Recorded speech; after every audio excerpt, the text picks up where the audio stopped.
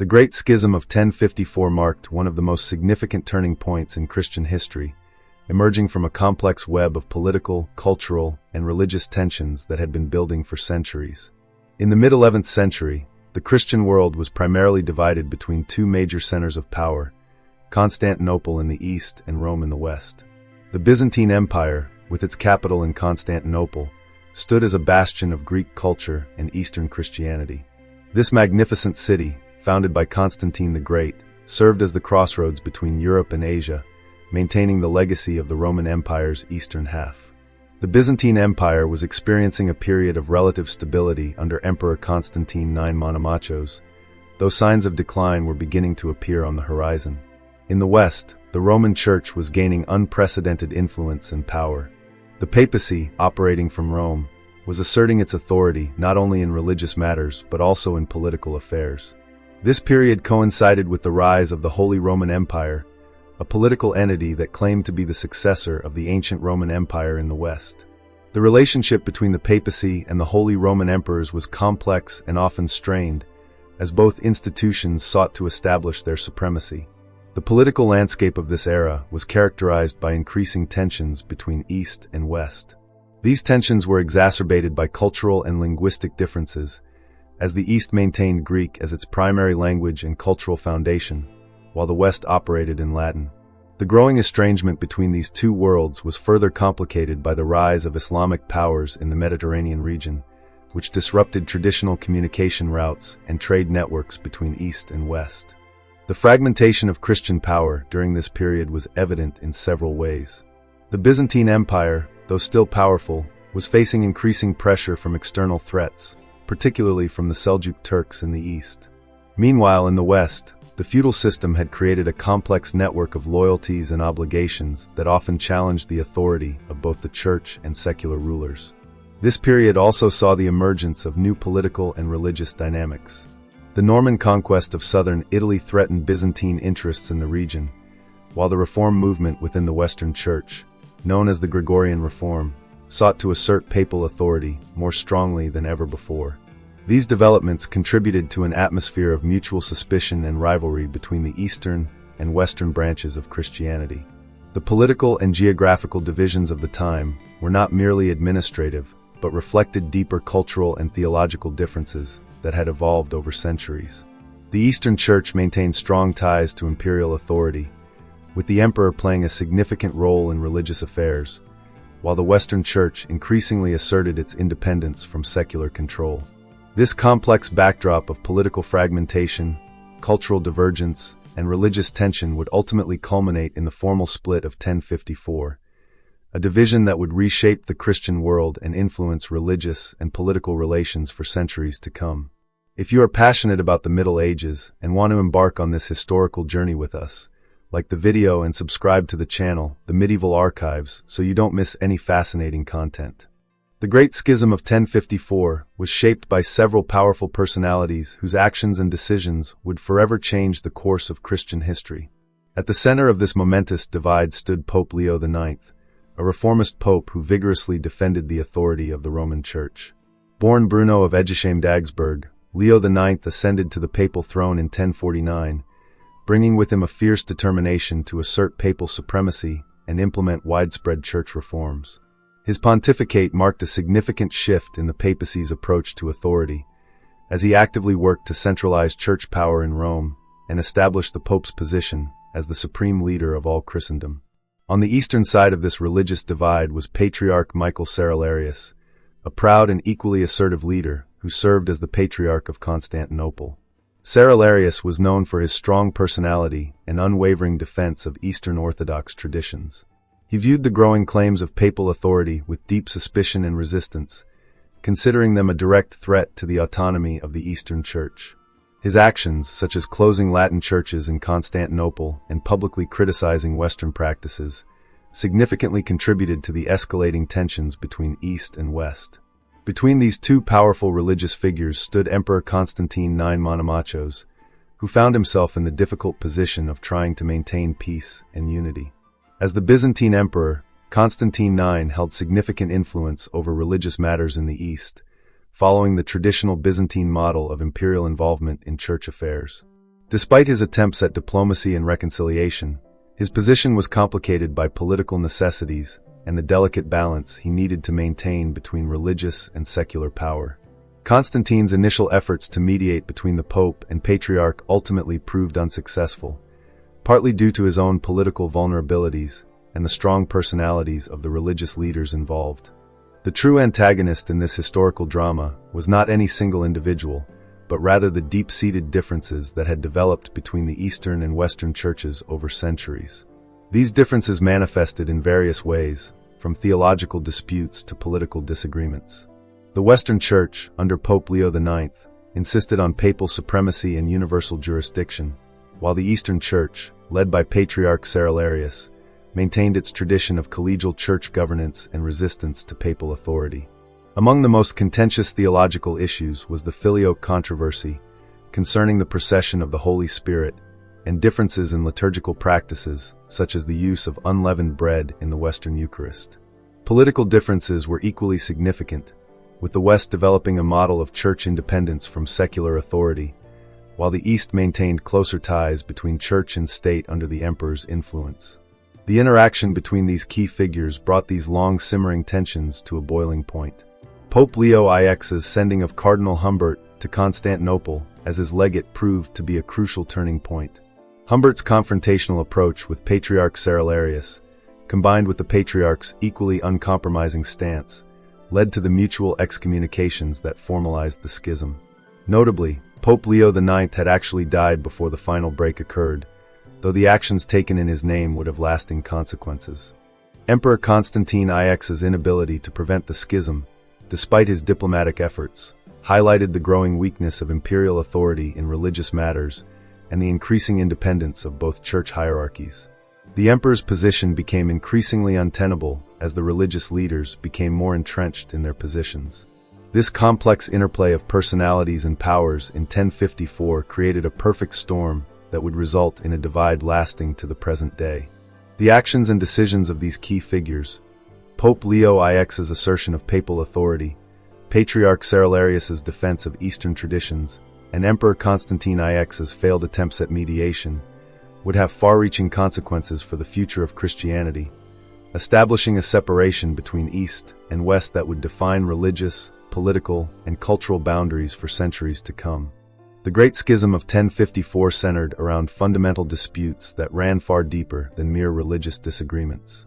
At its core, the central theme revolved around the complex interplay of power, religious authority, and theological interpretation, creating a perfect storm that would ultimately tear the Christian Church apart. The question of power and authority stood at the heart of the conflict. The Roman Church, under papal leadership, increasingly asserted its claim to universal jurisdiction over all Christians. This claim was based on the doctrine of papal supremacy, which held that the Bishop of Rome, as the successor of St. Peter, possessed supreme authority over the entire Christian Church.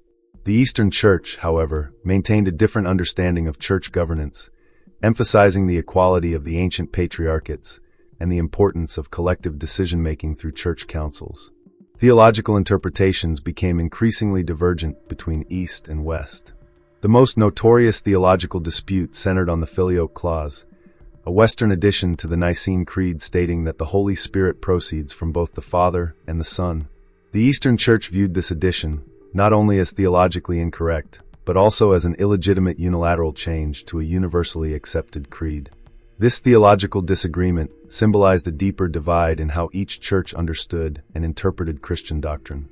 The central conflict manifested itself through various liturgical differences that, while seemingly minor, carried profound theological and cultural significance. The Western use of unleavened bread in the Eucharist, contrasting with the Eastern use of leavened bread, became a powerful symbol of diverging practices.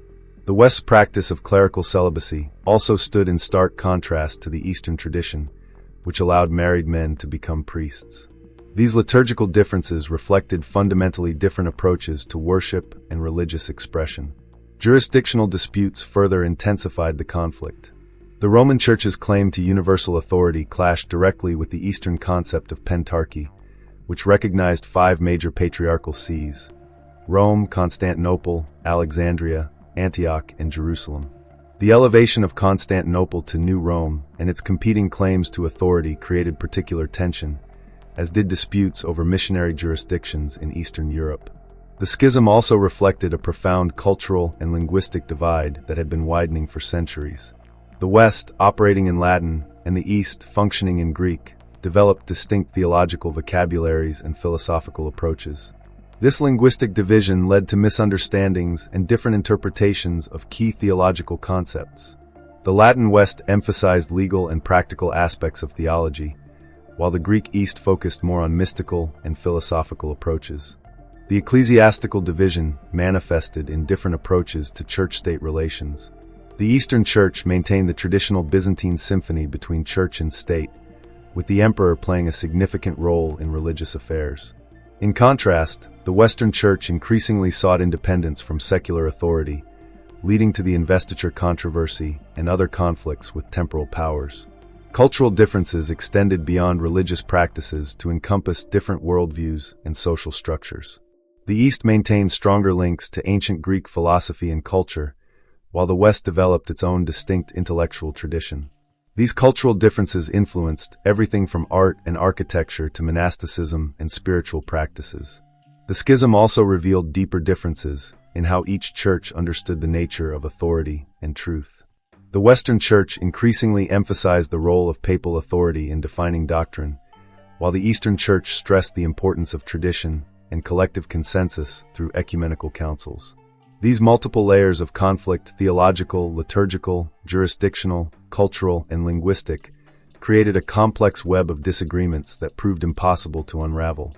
Each difference reinforced the others, creating a cycle of mutual incomprehension and distrust. The formal break of 1054 was thus not merely a religious split, but the culmination of centuries of diverging developments in Christian thought and practice. The legacy of these conflicts continues to influence Christian relations today, highlighting how deeply rooted theological and cultural differences can become when combined with questions of power and authority. The Great Schism serves as a profound reminder of how differences in religious interpretation, cultural expression, and organizational structure can lead to lasting divisions within a faith tradition. The Great Schism profoundly impacted daily life in medieval Christian communities, transforming not only religious practices but also social structures and cultural identities. The division between East and West manifested itself in countless ways that affected ordinary people's lives, from the grandest cathedrals to the smallest village churches. In Western Europe, the Catholic Church developed a highly centralized hierarchical structure.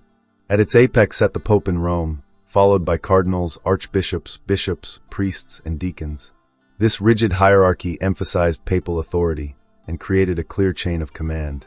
Monasteries, operating under various orders like the Benedictines and Cistercians, formed their own parallel hierarchies, though ultimately answering to Rome. The Eastern Orthodox Church maintained a different organizational structure, with various autocephalous, self-heading, churches led by patriarchs, metropolitans, and bishops.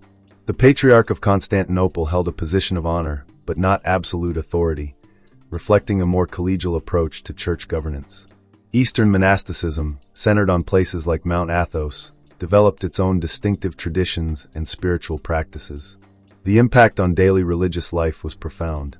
Western Catholics began to experience liturgy in Latin, regardless of their local language, while Eastern Orthodox services continued in Greek or local languages like Slavonic. The Western Church mandated unmarried priests, creating a distinct clerical class, while Eastern priests could marry before ordination, fostering closer ties with their communities. Ordinary believers encountered these differences in their worship practices. Western Catholics received communion as unleavened wafers, while Eastern Orthodox faithful received leavened bread. The East maintained the practice of infant confirmation along with baptism, while the West separated these sacraments. Even the way people made the sign of the cross differed. Western Catholics used 4 fingers and crossed left to right, while Orthodox believers used 3 fingers and crossed right to left. Monastic life also diverged significantly. Western monasteries emphasized communal living under strict rules, particularly the rule of Saint Benedict, focusing on ora et labora, prayer and work. Eastern monasticism developed a more contemplative tradition, with greater emphasis on spiritual guidance from elder monks, startsi, and the practice of hesychasm, a form of mystical prayer.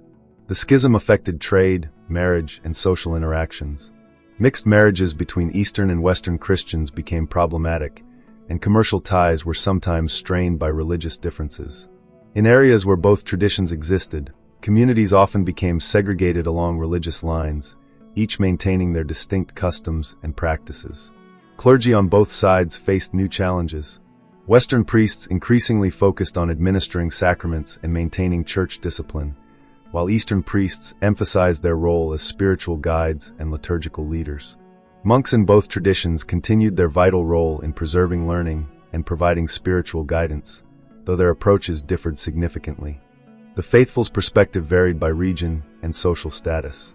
Urban dwellers, especially in trading centers, were more aware of the differences between East and West, while rural communities often maintained their traditional practices with little awareness of the broader theological disputes. Noble families sometimes found themselves navigating between both traditions for political advantages, while common people generally followed their local religious customs. Art and architecture reflected these differences. Western churches developed the Romanesque and later Gothic styles, emphasizing height and light, while Eastern churches maintained the Byzantine style with its distinctive domed architecture and iconic artwork. These visual differences reinforced the sense of separate religious identities. The everyday impact of the schism created two distinct Christian cultures that would develop separately over centuries. These differences in daily religious practice, social organization, and cultural expression became so ingrained that they continue to influence Eastern and Western Christianity to this day, demonstrating how theological divisions can shape the entire fabric of society and daily life. The separation affected not just religious observance but transformed entire worldviews, creating distinct approaches to spirituality, community organization, and individual piety that would characterize Eastern and Western Christianity for generations to come. And now, viewers, we'd love to hear from you. Which aspect of the Great Schism surprised you the most? Share your thoughts in the comments below. Don't forget to like this video and subscribe to the Medieval Archives for more fascinating historical content. The culminating events of the Great Schism of 1054 represented the breaking point of centuries-old tensions between the Eastern and Western Christian churches. The most dramatic moment occurred on July 16, 1054, when Cardinal Humbert, the papal legate, stormed into the Hagia Sophia during the Divine Liturgy and placed a bull of excommunication on the altar. This provocative act was directed against Patriarch Michael Cerularius and his followers. The timing was particularly controversial, as Pope Leo IX, who had dispatched Humbert, had actually died 3 months earlier, technically invalidating Humbert's authority to act on behalf of Rome. In response, Patriarch Cerularius convened a synod that reciprocated with its own excommunication of the papal legates. This exchange of excommunications marked the formal beginning of the schism, though the actual separation had been developing for centuries. The mutual excommunications would remain in effect for over 900 years, until they were finally lifted in 1965 by Pope Paul VI and Patriarch Athenagoras I. The theological debate over the filioque clause emerged as one of the most significant doctrinal disputes leading to the schism. The controversy centered on the Western Church's addition of the words "and the Son," filioque in Latin, to the Nicene Creed, describing the procession of the Holy Spirit. While the original creed stated that the Holy Spirit proceeds from the Father, the Western Church unilaterally added that the Spirit proceeds from both the Father and the Son. This addition was seen by the Eastern Church not only as theologically incorrect, but also as a direct challenge to the authority of the early ecumenical councils, which had established the original wording of the creed. The dispute over ritual practices, particularly regarding the use of bread in the Eucharist, became another flashpoint of conflict. The Western Church used unleavened bread azymes for the Eucharist, following the Jewish Passover tradition, while the Eastern Church used leavened bread. This seemingly minor difference took on profound theological significance. The Eastern Church argued that the use of leavened bread symbolized the risen Christ, while criticizing the Western practice as a Judaizing tendency. The Western Church defended its practice as following Christ's own example at the Last Supper. Jurisdictional conflicts over papal authority formed another crucial aspect of the schism. The Roman Church increasingly asserted the doctrine of papal supremacy, claiming universal jurisdiction over all Christian churches. This claim was based on the primacy of Peter, with the popes considering themselves Peter's direct successors. The Eastern Church fundamentally rejected this interpretation, maintaining instead the traditional pentarchy system, where 5 major patriarchal sees shared authority: Rome, Constantinople, Alexandria, Antioch, and Jerusalem. The elevation of Constantinople to New Rome had created particular tension, as the Eastern Church claimed that Constantinople should hold equal status with Old Rome. This challenged Rome's claim to universal primacy and created jurisdictional disputes, particularly in missionary territories like Bulgaria and Moravia, where both churches sought to establish their influence. Compounding these tensions was the issue of papal involvement in Eastern Church affairs. The Western Church's attempts to impose Latin practices and jurisdiction in traditionally Eastern territories, particularly in southern Italy and Sicily, created significant resentment. The Norman conquest of these regions added political complexity to the religious disputes, as the Normans supported Roman authority over Greek churches in their territories. These events and conflicts created a perfect storm that formalized the division between East and West. The mutual excommunications of 1054, though initially considered a temporary breach, became symbolic of a much deeper and more permanent separation. The theological disputes over the filioque, the practical differences in liturgical practices, and the fundamental disagreement over papal authority created a complex web of division that would prove impossible to unravel for centuries to come. Religion permeated every aspect of medieval society, acting as the primary lens through which people understood their world. During the period of the Great Schism, the Church served not only as a spiritual guide, but as the foundation of social order, education, and cultural expression. In both East and West, religious institutions were inextricably linked with daily life, from the grandest royal courts to the humblest village communities. The role of religion in medieval society manifested differently in the East and West. In the Byzantine East, the concept of symphony between church and state created a unique cultural environment where religious and political authority were closely intertwined. The emperor was seen as both a political ruler and a guardian of the faith, participating in religious ceremonies wearing sacred vestments. In contrast, the Western Church developed a more distinct separation from secular authority, though it maintained significant political influence through its extensive landholdings and role in governance. Monasteries played a crucial role as centers of learning and knowledge preservation. Western monasteries, following the Benedictine tradition, developed sophisticated scriptoria where monks meticulously copied manuscripts, preserving not only religious texts but also classical works of literature, philosophy, and science. The great monasteries of Cluny, Monte Cassino, and others became beacons of learning, developing extensive libraries and fostering intellectual pursuits. In the East, monasteries like those on Mount Athos and St. Catherine's in Sinai became repositories of ancient knowledge and centers of artistic production. Eastern monks preserved and transmitted Greek philosophical texts, many of which would later find their way to the West during the Renaissance. The Eastern monastic tradition placed particular emphasis on the preservation of iconographic traditions, developing sophisticated techniques for religious artwork that would influence artistic expression for centuries. Religious rituals held immense importance in medieval society, serving as markers of time and community identity. The liturgical calendar structured the year, with feast days and religious observances determining both sacred and secular activities. In the West, the Latin Mass became increasingly elaborate, with Gothic cathedrals designed to create an otherworldly experience through soaring architecture and filtered light. Eastern Orthodox liturgy maintained its ancient character, with the Divine Liturgy of St. John Chrysostom creating a mystical atmosphere through chant, incense, and icons. The differences in ritual practice between East and West reflected deeper theological and cultural distinctions. The Western emphasis on the sacred elements of communion led to practices like the elevation of the host, while Eastern liturgy maintained a sense of mystery behind the iconostasis.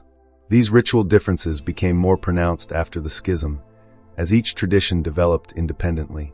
Theological and philosophical debates flourished in both traditions, but took different forms. Western scholasticism, emerging in cathedral schools and early universities, emphasized logical analysis and systematic theology. Scholars like Anselm of Canterbury and later Thomas Aquinas would develop complex philosophical systems integrating Christian theology with Aristotelian logic. The Eastern tradition maintained closer ties to Platonic and Neoplatonic thought, emphasizing mystical theology and the limitations of human reason in understanding divine mysteries. The hesychast controversy in the Eastern Church, focusing on contemplative prayer and divine light, exemplified this mystical approach to theological understanding. These cultural elements were further shaped by linguistic differences. The West's use of Latin created a unified intellectual culture across Europe, but distanced ordinary believers from direct engagement with sacred texts. The East's use of Greek and various vernacular languages like Church Slavonic allowed for different forms of cultural expression while maintaining links to ancient traditions. The role of art in religious expression also diverged significantly. Western religious art became increasingly naturalistic and three-dimensional, eventually leading to Renaissance innovations. Eastern Orthodox art maintained strict iconographic traditions, emphasizing the spiritual rather than physical representation of holy figures. These artistic differences reflected fundamental theological approaches to the representation of the divine. Education and intellectual life developed along different paths in each tradition. Western universities emerged as centers of scholastic debate, while Eastern learning remained more closely tied to monastic and ecclesiastical settings. Despite these differences, both traditions maintained high levels of intellectual sophistication and contributed to the preservation and development of knowledge. The cultural impact of the Great Schism extended far beyond religious practice, influencing art, architecture, education, and intellectual life. These cultural differences, while rooted in religious distinctions, would help shape the distinct civilizations of Eastern and Western Europe, creating lasting legacies that continue to influence cultural expression in both traditions to the present day. The Great Schism of 1054 profoundly altered the relationship between Eastern and Western Christendom, creating ripple effects that would influence international relations for centuries to come. The immediate impact on East-West relations was severe, as the mutual excommunications effectively ended formal ecclesiastical cooperation between Rome and Constantinople. This religious divide soon translated into political and cultural estrangement between the two regions. The deterioration of diplomatic relations became increasingly apparent in the decades following the schism. The Byzantine Empire, which had long relied on Western support against external threats, found itself increasingly isolated. Communication channels that had existed for centuries began to break down, and misunderstandings between East and West grew more frequent and serious. The lack of regular diplomatic contact led to a growing sense of otherness on both sides, with each viewing the other with increasing suspicion and incomprehension. Perhaps nowhere were these changed relations more dramatically illustrated than in the Crusades. When Pope Urban II called the First Crusade in 1095, just 4 decades after the schism, the response revealed how deeply the division had already become entrenched. Although the Byzantine Emperor Alexios I Komnenos had requested Western military assistance against the Seljuk Turks, the arrival of the Crusader armies created as many problems as it solved. The Western Knights, viewing Eastern Christians as schismatics, often treated Byzantine territories with the same disregard they showed to Muslim lands. The Fourth Crusade of 1204 represented the ultimate betrayal of East-West relations. Originally intended to recapture Jerusalem, the Crusaders instead sacked Constantinople, the greatest Christian city in the world. The establishment of the Latin Empire in Constantinople and the brutal treatment of the city's Orthodox population created wounds that would never fully heal. The destruction of priceless artifacts, libraries, and religious treasures during the sack of Constantinople represented not just a material loss, but a devastating cultural tragedy. Political alliances became increasingly complicated in the post-schism world. Western European powers often treated the Byzantine Empire as just another foreign state rather than as a fellow Christian empire. The Byzantines, in turn, began to view Western powers with growing distrust, sometimes preferring to make alliances with Muslim states rather than with their fellow Christians from the West. This political realignment had far-reaching consequences for the balance of power in the Mediterranean world. Trade relations were also affected, though perhaps less severely than might be expected. Italian maritime republics like Venice and Genoa continued to trade with Constantinople and other eastern ports, demonstrating that commercial interests could sometimes transcend religious divisions. However, the schism contributed to the gradual economic decline of Byzantium, as Western traders gained increasing economic privileges while offering little in return. The diplomatic language and protocols between East and West underwent significant changes. The The Byzantine emperor could no longer count on being recognized as the supreme Christian monarch, while the Pope's claims to universal authority were firmly rejected in the East. This led to complex diplomatic maneuvering, with each side developing elaborate protocols to avoid acknowledging the other's claims to supremacy. Military cooperation became increasingly difficult, even when facing common enemies. During the final centuries of the Byzantine Empire, Western assistance against the advancing Ottoman Turks was often conditional on the Eastern Church submitting to papal authority. Attempts at reunion, such as the Council of Lyon in 1274 and the Council of Florence in 1439, were politically motivated but failed to achieve lasting reconciliation, largely due to popular opposition in the East. The schism also influenced the spread of Christianity to new regions. As both Eastern and Western churches engaged in missionary activity, they often found themselves in competition. This was particularly evident in Eastern Europe, where the rivalry between Latin and Orthodox missionaries led to lasting religious divisions, as seen in the different Christian traditions of Poland and Russia. The long-term consequences of these altered international relations were profound. The inability of Eastern and Western Christians to maintain unity contributed to the gradual decline of Byzantine power and ultimately to Constantinople's fall to the Ottoman Turks in 1453. The West's failure to provide effective assistance to Constantinople in its final hours demonstrated how complete the estrangement had become. This breakdown in East-West relations created lasting patterns of division that would influence European history for centuries. The religious divide became a cultural and political reality, creating two distinct spheres of influence that would develop along separate paths. Even today, these ancient divisions continue to influence diplomatic relations and cultural interactions between Eastern and Western nations, demonstrating the lasting impact of the Great Schism on international relations. The Great Schism of 1054 left an indelible mark on Christianity and European civilization that continues to resonate into the modern era. The permanent division of Christianity into Eastern Orthodox and Roman Catholic traditions fundamentally altered the religious landscape of Europe and shaped cultural identities that persist to this day. The immediate legacy of the schism was the creation of two distinct Christian traditions, each with its own theological understanding, liturgical practices, and organizational structures. This division became more pronounced over time, as each tradition developed independently, leading to further divergences in religious expression and practice. The Eastern Orthodox Church maintained its emphasis on tradition, mystical theology, and collegial church governance, while the Roman Catholic Church continued to develop its hierarchical structure and systematic theology. The schism's impact on European religious identity cannot be overstated. It created a religious frontier that roughly followed the line between the Greek and Latin cultural spheres of influence. This division contributed to the development of distinct cultural identities in Eastern and Western Europe, affecting everything from architecture and art to literature and music.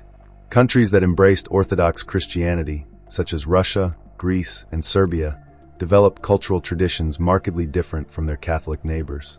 The religious division also influenced political development across Europe.